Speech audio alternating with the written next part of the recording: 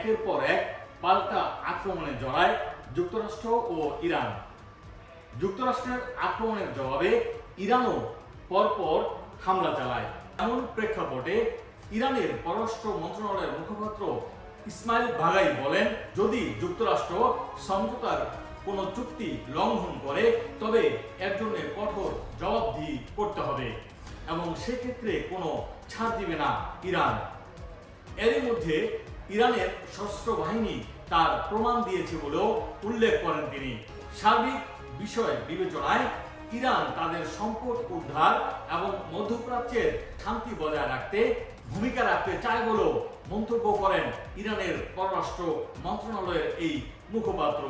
তার মতে হরমুজ প্রণালীর আধিপত্য বিস্তার এবং হরমুজ প্রণালীর ব্যবহারের সার্বিক বিষয়গুলোই নজর রাখতে চায় ইরান।